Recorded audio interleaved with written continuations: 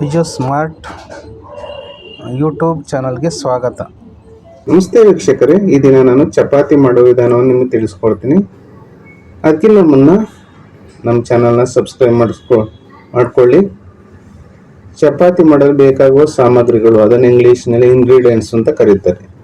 ನಾನು ಸುಮಾರು ಒಂದು 6 ಚಪಾತಿ ಮಾಡೋಕ್ಕೆ ಬೇಕಾದಂಥ ಒಂದು ಚಪಾತಿ ಹಿಟ್ಟನ್ನು, ಅಂದರೆ ಗೋಧಿ ಹಿಟ್ಟನ್ನು ತಗೋತೀವಿ. ಅದು ಅಟ್ಟ ಹಿಟ್ಟಿದೆ ಅಥವಾ ಗೋಧಿಲೇ ನೀವು ಸಹ ಕಚ್ಚಾ ಗೋಧಿಲಿ ಹಿಟ್ಟು ಮಾಡಿಸ್ಕೊಂಡು ಮಾಡ್ಬೋದು. ನೋಡಿ, ಬೌಲಲ್ಲಿ 2 ಬೌಲ್ ಚಪಾತಿ ಮಾಡುವಂಥ ಗೋಧಿ ಹಿಟ್ಟು ಅಂತ ಮಾಡಿದ್ದೀನಿ. ರುಚಿಗೆ ತಕ್ಕಷ್ಟು ಉಪ್ಪನ್ನು ಹಾಕಬೇಕು. ಹಾಗೂ ನೀವು ಇದನ್ನು ಅನ್ನನ ಮಿಕ್ಸಿ ಜಾರಲ್ಲಿ ರುಬ್ಬಿ ಹಾಕೋಬೋದು ಅಥವಾ ಸ್ಕಿಪ್ ಮಾಡ್ಬೋದು. ಯಾಕೆಂದರೆ ಇದನ್ನು ರುಬ್ಬಿ ಹಾಕಿದರೆ ಇದರಿಂದ ಚಪಾತಿ ಬಹಳ ಸ್ಮೂತಾಗಿ ಬರ್ತವೆ. ನೋಡೋಣ. ಹಾಗೂ ಇದನ್ನು ನೀರನ್ನು ಸಹ ತಗೊಂಡಿದ್ದೀನಿ. ನೋಡಿ, ಇಷ್ಟು ಚಪಾತಿಗೆ ಸುಲಭವಾಗಿ ಬೇಕಾಗುವಂಥ ಸಾಮಗ್ರಿಗಳು. ಬನ್ನಿ ನೋಡೋಣ ಹಾಗಾದರೆ ಹೇಗೆ ಮಾಡೋದು ಅನ್ನೋದನ್ನ ನಾನು ನಿಮಗೆ ತಿಳಿಸ್ಕೊಡ್ತೀನಿ. ನಾನು ಜಾರಿಗೆ ಅನ್ನನ ಹಾಕ್ಕೊಂಡು ರುಬ್ಕೋತಾ ಇದ್ದೀನಿ ಸಣ್ಣಗಾಗಿ. ಸುಮಾರು 2 ನಿಮಿಷ ತನಕ ರುಬ್ಕೋಬೇಕಾಗ್ತದೆ. ಬನ್ನಿ, ಈಗ ಚಪಾತಿ ಹೇಗೆ ಮಾಡೋದು ಅನ್ನೋದನ್ನ ತೋರಿಸ್ತಾ ಇದ್ದೀನಿ. ಮೊದಲಿಗೆ ಬೌಲನ್ನು ನಾನು ಇಟ್ಕೊಂಡಿದ್ದೆನಲ್ಲ, ಅದನ್ನು ಚಪಾತಿ ಹಿಟ್ಟು ಹಿಂಗೆ ಹಾಕ್ಕೊಳ್ಳಿ. ಹಿಂಗೆ ಹಾಕ್ಕೊಳ್ಳಿ. ನೋಡಿ, ಹಾಕ್ತಾಯಿದ್ದೀನಿ ನಾನು. ಎರಡು ಬೌಲಲ್ಲಿ ಹಾಕಿ ಸ್ಟೀಲ್ ಲೋಟದಲ್ಲಿದ್ದು ಹಾಕಿದ್ದೀನಿ. ಆಮೇಲೆ ನೋಡಿ, ನಾನು ಈ ರುಬ್ಬಿರುವಂತಹ ಅನ್ನ, ಇದು ಸುಮಾರು 2 ನಿಮಿಷ ಮಿಕ್ಸಿಲಿ ನಾನು ಇದನ್ನು ರುಬ್ಬಿದ್ದೀನಿ. ಈ ರುಬ್ಬಿರೋ ಅನ್ನನ ನೀವು ಹಾಕಿದರೆ ಚಪಾತಿ ಬಹಳ ಮೃದು ಅಂದರೆ ಸ್ಮೂತಾಗಿ ಬರ್ತವೆ. ಅದರಿಂದ ಹಾಕಿದ್ದೀನಿ. ಅಂತ ಅಕ್ಕಿ ಅನ್ನದ ಹಿಟ್ಟನ್ನು ಹಾಕ್ತಾಯಿದ್ದೀನಿ.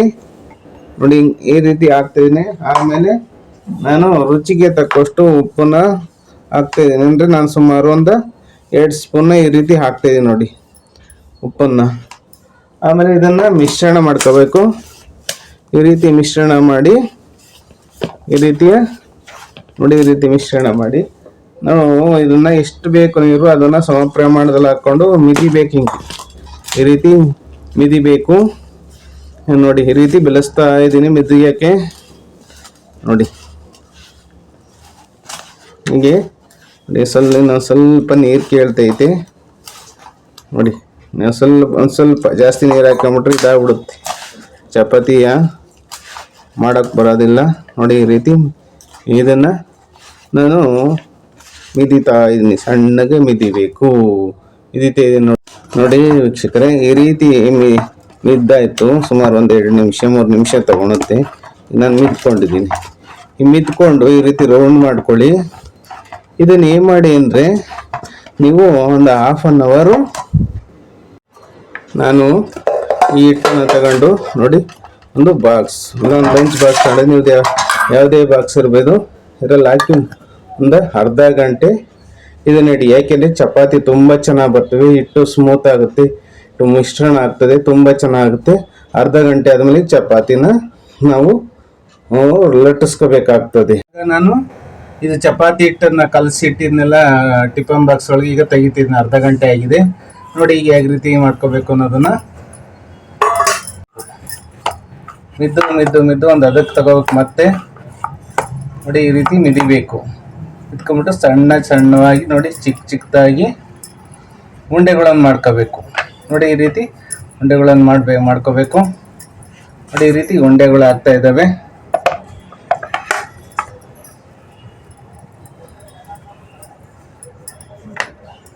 ರೆಡಿ ಆಗಿದೆ. ಚಪಾತಿ ಲಟ್ಸೋಕ್ಕೆ ರೆಡಿ ಆಗಿದ್ದಾವೆ. ನೋಡಿ, ಈಗ ಒಂದು ಮಣೆಯ ಮೇಲೆ ಈ ರೀತಿ ಗೋಧಿ ಹಿಟ್ಟನ್ನು ಹಾಕ್ಕೋಬೇಕು.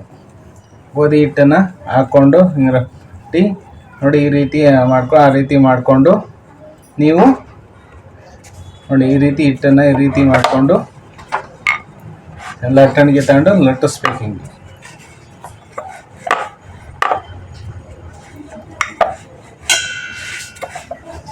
ಉಂಡಕ್ಕೆ ನೀವು ಹರ್ಕೋಬೇಕಾಗ್ತದೆ, ಲಟ್ಟಿಸ್ಕೋಬೇಕಾಗ್ತದೆ. ನೋಡಿ, ಏನಾದ್ರು ಸ್ವಲ್ಪ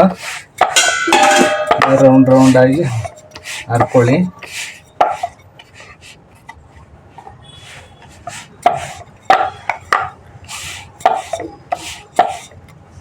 ರೆಡಿ ಆಯಿತು. ಹೆಂಚನ್ನ ಸ್ಟವ್ ಮೇಲೆ ಇಟ್ಕೊಡ್ತೀನಿ. ಈಗ ಅರ್ದಿರುವಂತಹ ಚಪಾತಿಯನ್ನು ಹೆಂಚ್ ಮೇಲೆ ಹಾಕ್ತಾ ಇದೀವಿ ನೋಡಿ. ಈ ರೀತಿ ಹಾಕ್ತಾ ಇದೀವಿ. ಈ ಚಪಾತಿ ಚೆನ್ನಾಗಿ ಬೇಯಿಸ್ಕೋಬೇಕು.